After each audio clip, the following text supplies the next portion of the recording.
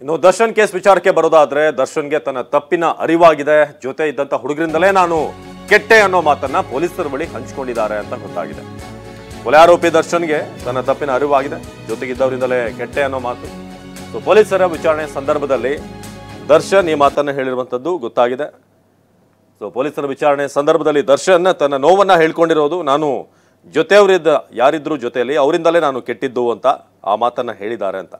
So 52 ಕಡೆ ಸ್ಥಳ ಮಹಜರಾಗಿದೆ.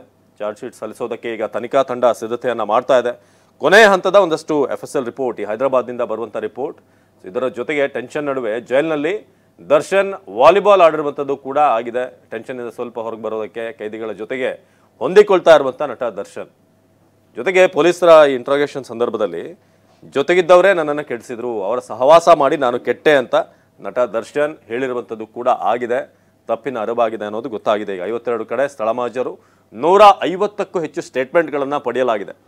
So ಇನ್ನೇನು ಚಾರ್ಜ್ ಶೀಟ್ ಸಲ್ಲಿಸೋದಕ್ಕೆ ಕೌಂಟ್ ಡೌನ್ ಶುರುವಾಗಿದೆ. ಕೊನೆಯ ಹಂತದ ಒಂದಷ್ಟು ಇನ್ವೆಸ್ಟಿಗೇಷನ್, ಸಾಕ್ಷ್ಯಗಳನ್ನು ಕಲೆಕ್ಟ್ ಮಾಡೋದಿರ್ಬೋದು ಅಥವಾ ಅದನ್ನು FSLಗೆ ಕಳಿಸಿ ಅಲ್ಲಿಂದ ರಿಪೋರ್ಟನ್ನು ಪಡೆಯುವಂಥ ಪ್ರಕ್ರಿಯೆ ಕೊನೆಯ ಹಂತದಲ್ಲಿದೆ ಈಗ ಆಲ್ಮೋಸ್ಟ್.